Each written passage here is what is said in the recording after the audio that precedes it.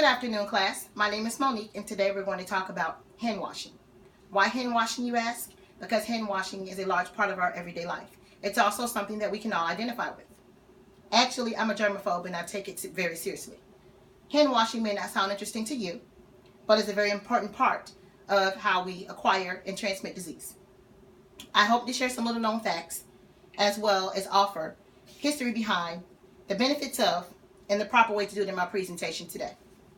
Hand washing is defined as the act of cleaning one's hands with or without the use of water or another liquid, with the use of soap for the purpose of removing soil, debris, dirt, and or microorganisms. Hand washing was discovered by Ignaz Semmelweis in 1847. Semmelweis introduced hand washing standards to prevent the transfer of childbed fever. This disease affected new mothers and their infants. After several observations, he developed a theory about the transmission of the disease between patient and medical staff. One group of patients was primarily treated by those that remained in the obstetric ward. Another group of patients, which had the higher rate of death, were treated by staff who entered and exited the maternal ward and had access to other patients as well as cadavers. He also observed that bacteria is being transferred from patient to patient, staff to patient, and vice versa.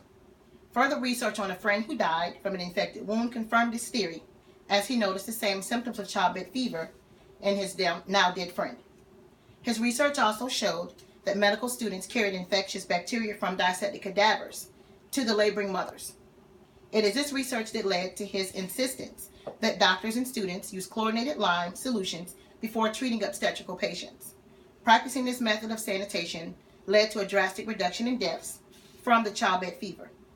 Even though his colleagues did not completely agree that they could be the cause of so much death by transmission of this bacterial infection, many of them did comply. Keeping hands clean is the most effective way to prevent the spread of infectious bacterial infections and diseases.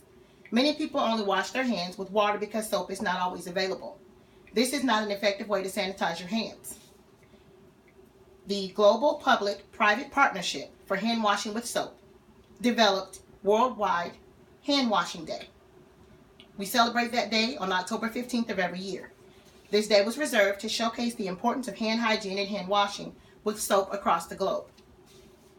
You should wash your hands before and after preparing food, before eating snacks and meals, before and after caring for a sick person, before and after treating a wound, after cleaning a diaper, or cleaning a restroom, after coughing, sneezing, or blowing your nose, after playing with, feeding, or grooming an animal.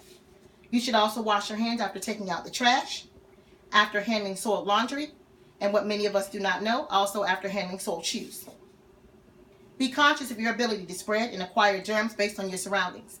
Use soap and running water whenever possible to wash your hands. When soap and water are not available, use an alcohol-based hand sanitizer. Wash your hands before and after cleaning, coughing, sneezing, diapering, and caring for an ill person. Wash your hands for a minimum of 20 seconds and dry with a clean paper towel or towel. I will now demonstrate how to wash your hands. I have some antibacterial soap here. I have soap that I purchased from Bath & Body Works. I also have some medical grade hand sanitizer, paper towels, and a towel. I prefer to use the towel to dry my hands when possible. You will turn on your water.